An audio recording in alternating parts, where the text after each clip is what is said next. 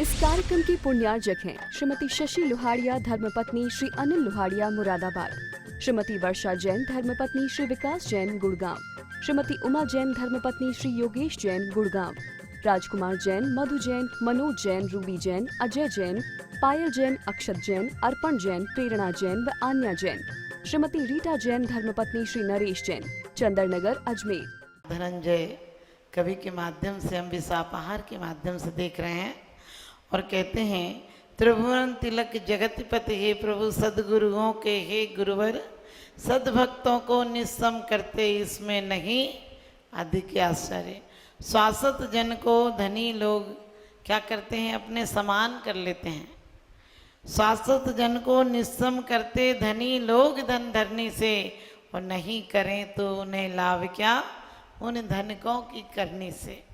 क्योंकि वास्तव में भगवान की वाणी जो निकली है वो शास्त्रों से नहीं निकली है, शास्त्र भगवान की वाणी से निकले हैं।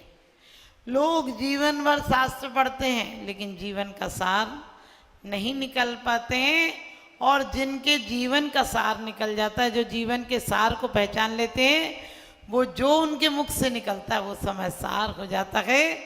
क्योंकि हम जिसको अच्छा समझते हैं, जिसको आज तक हमने संपत्ति की तरह जोड़ा है, वो क्या है, वो विकारी परिणाम है।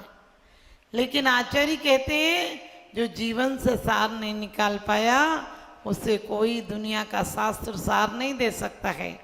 क्योंकि भगवान की जो वाणी निकली वो अंतरंग में इतने ज्ञान से अभिभूत थे कि उनके अंदर से जो निकला वो निर्विकार भाव से निकला। और जो निर्विकारी व्यक्ति कुछ दे सकता है वो दुनिया में कोई किसी को कुछ नहीं दे सकता है। संसारी प्राणी क्या देगा, किससे मांग रहा है पगले, ये ऐसा संसार नहीं है। और कोई किसी का दर्द मिटा दे, यहाँ किसी को प्यार नहीं है। लोग कहते हैं कि रिश्ते खिदमत के लिए होते हैं, लेकिन सच पूछो तो रिश्ते स्वार्थ के लिए होते हैं।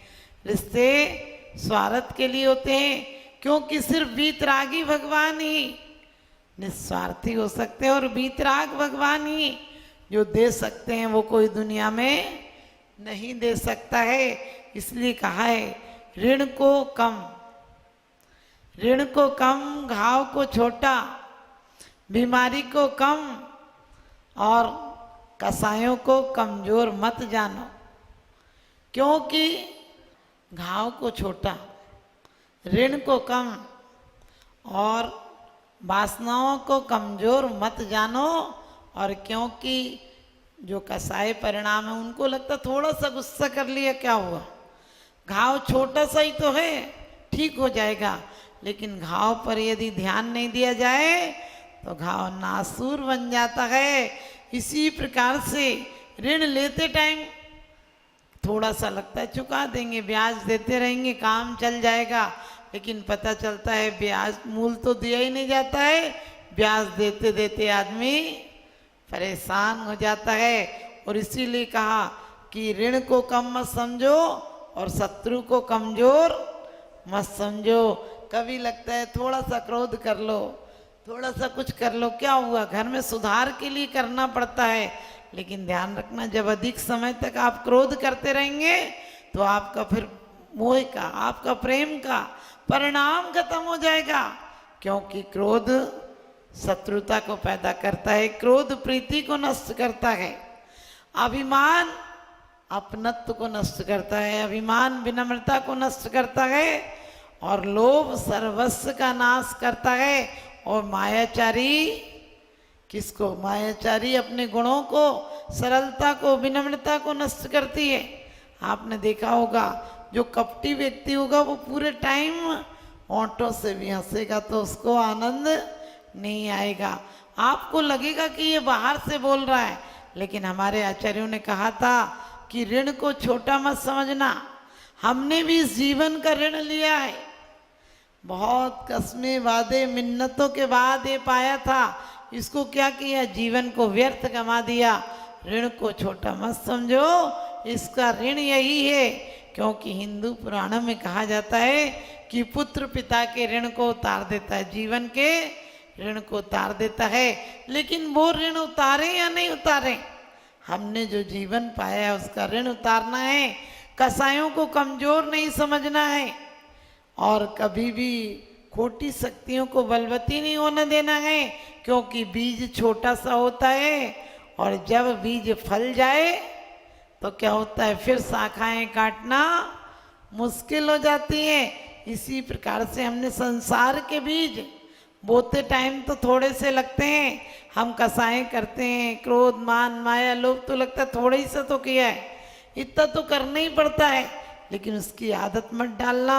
यदि करना पड़े तो थोड़ा प्रायश्चित करना, यदि घर में रहते हुए करना पड़े तो ये मत सोचना हो गया क्या हो गया, ऐसे तो मजाक चलती रहती है।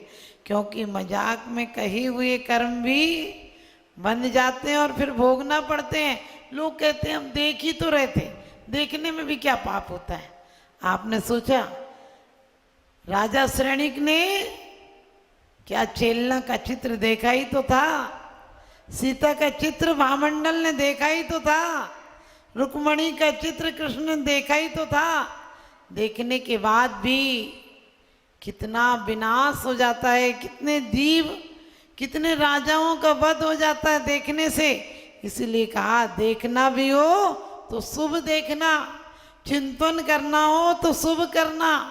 क्योंकि पापों का चिंतन घाव का, जिस प्रकार से घाव छोटी सी फुंसी के रूप में आता है और पूरी शरीर को वेदना देता है, एक जगह वेदना नहीं देता। आपने देखा होगा, हमने एक ही भाव में पढ़ा कि स्वस्थ भाव व्यक्ति की वाणी भी अच्छी निकलती है। और कहा है कि भगवान, मैं एक ही भाव में कहा है कि मेरे वचन आप तक नहीं पहुंचेंगे, लेकिन मेरे वचन निष्फल भी नहीं जाएंगे, क्योंकि मेरे अंतरंग से निकले हैं। और विसापहार में भी कहा है कि भगवान स्वस्थ मनुष्य की वाणी स्वस्थ निकलती है, सुंदर निकलती है, और आपसे स्वस्थ यानी स्व में स्थित और कोई पुरुष नहीं है, इसलिए आपकी वाणी अच्छी निकलती है। तो ध्यान रखना, रुई कपास का बीज होता है, वो बहुत छोटा होता है, लेकिन रुई के अंदर होता है। और अपने बीज को बचाने के लिए कपास रुई के पौधे दूर दूर तक बीज छोड़ देते हैं कि हम तो जाएंगे लेकिन बीज और छोड़ जाएंगे। बीज यदि ये सोचे कि मैं अंदर नहीं जाऊंगा तो एक दिन वृक्ष नहीं बन पाएगा। हम भी अपनी इस पर्यायजन्य अवस्थाओं को, पदों को लेकर बैठे रहेंगे तो कभी हम परमात्मा नहीं बन सकते हैं। हम लोगों को लगता है हम मनुष्य हैं, हम आदमी, हमें ये व्यक्ति नाम जो भी आपका होता है आप उससे कितना जुड़ जाते हैं। लेकिन कभी सोचा वो कौन नाम है? नाम पाना है तो एक बार सिद्ध शिला का नाम पाओ। मकान बनाना है तो सिद्ध शिला में बनाओ, क्योंकि क्या रखा है दौलते जहान में, क्या रखा है इन पक्के मकान में, और जहाँ रखा है वहाँ तू जाता नहीं, तो एक बार चला गया वो वापिस आता नहीं। क्योंकि मायाचारी प्रेम को नहीं होने देती है, मायाचारी मैत्री भाव को नहीं होने देती है। सरल स्वभावी हो ताके घर बहु संपदा। कपटी व्यक्ति हमेशा कपट की योजनाएं बनाता है, इसलिए हमारे आचरण का सरल स्वभाव रखो, क्योंकि सरल स्वभाव होगा तो तुम पूजा आराधना तभी हो पाएगी। हम पूजा की द्रव्य चढ़ा लेते हैं, स्वयं से वंचित रह जाते हैं। हम आरती के दीपक जला लेते हैं, अंदर में अंधकार बना रहता है। हम फूल चढ़ा देते हैं, वो तो चढ़े ही थे, उन्हें क्या चढ़ाना तुम्हें। तुम प्रेम के फूल चढ़ाओ जो हर व्यक्ति तुम्हें परमात्मा नजर आए, हर व्यक्ति के अंदर तुम्हारी वो शक्ति दिखे। कितनी सुंदर भक्तांबर में बात कही है कि स्वासत जन को निस्सम करते धनी लोग धन धरनी से, नहीं करें तो उन्हें लाभ क्या उन धनकों की करनी से। भगवान आप तो वो तीन लोग के नाथ हो जो एक दिन आपके चरणों में भक्ति रूप बीज के रूप में आता है, लेकिन एक दिन वट वृक्ष की तरह तीन लोक में शाखाएं फैल जाती हैं, तीन लोक से पूज्य हो जाता है। ध्यान रखना, बीज जब खोता है तो अपने आप को एक दिन वृक्ष रूप में पाता है, और बूंद जब मिटती है तो एक दिन सागर बन जाती है, और मिट्टी जब पिटती है तो एक दिन गागर बन जाती है, तो हमें भी कौन सा बीज डालना है? वो श्रद्धा का, आस्था का, प्रेम का, सरलता का बीज डालना है। आज तो लोगों के दिल इतने कपटशील हो गए हैं कि बात भी करेंगे, खाना भी, पहनना भी।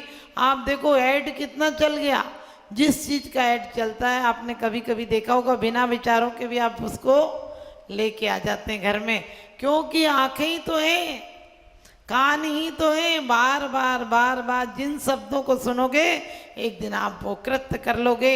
इसलिए हमारे आचार्यों ने कहा कि तुम प्रति क्षण क्या करना, गुणों के स्तवन में डूबे रहना, क्षुद्र का चिंतन मत करना। क्षुद्र तुम्हें क्षुद्रता की तरफ ले जाएगा और बुद्ध तुम्हें बुद्धता की तरफ ले जाएगा। हम लोग निरंतर आज यही चिंतन करना कि हम कितना टाइम व्यर्थ की बातों में गुजारते हैं, कितना टाइम हम व्यर्थ के चिंतन में गुजारते हैं। जो मिला है उसका चिंतन हम कभी नहीं करते हैं। लोग इंद्रियों को मोड़ देते हैं, इंद्रियों को आंख बंद कर लोगे, लेकिन अंदर की आंखें कैसे बंद होंगी? अंदर की आंखें तो ज्ञान के द्वारा होंगी, क्योंकि 3 लोक में सिर्फ वीतराग देव ऐसे हैं जो अपना पद भी अपने भक्तों को दे देते हैं, निज समान कर लेते हैं। दुनिया का हर मजहब का साधु आपने देखा होगा, साधु हो और देव हो, सिर्फ जीने की कला देता है, सिर्फ जीवन उपयोगी चीजें देता है।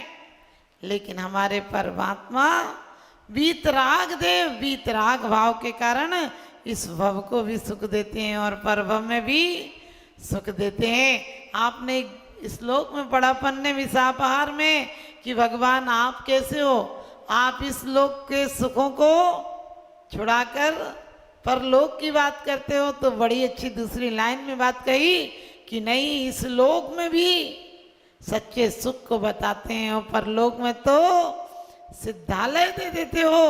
तो सिद्धालय कब मिलेगा? भगवान की पूजा करते करते नहीं मिलेगा। ये तो प्रतीक हैं, ये तो निमित्त हैं। निमित्त आपको कुछ नहीं देते हैं। परिवारों में लोग क्यों परेशान रहते हैं? बोले हम उसका इतना करते हैं, वो मेरा बिल्कुल नहीं करता है।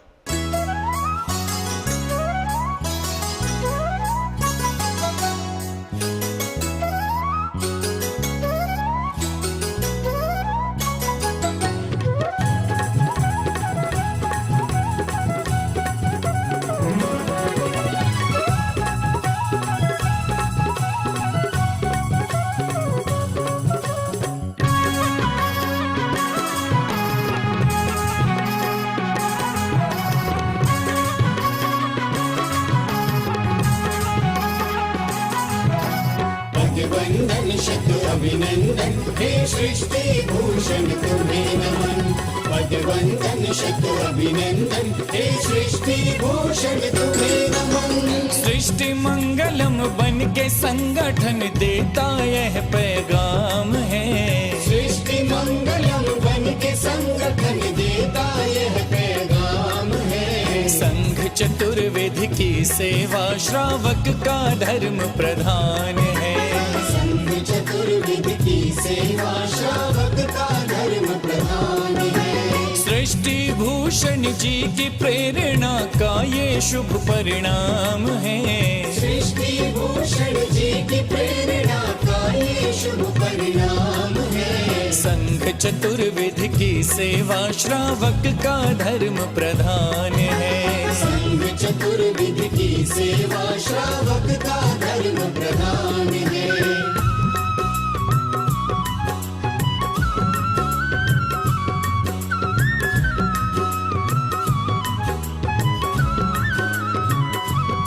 मारे सा मारे नी मारे सदा मारे नी सा मारे सा मारे नी मारे सदा मारे नी सा। त्यागी वृंद के आहार दान है तू जो सदा संकल्पित है। वर्षों से संकल्पित है। आदिनाथ सृष्टि आदर्श सेवा समिति संचालित है। सेवा समिति संचालित है। सम्मेद शिखर में शोभित साधु सेवा में समर्पित। सम्मेद शिखर में शोभित साधु सेवा में समर्पित।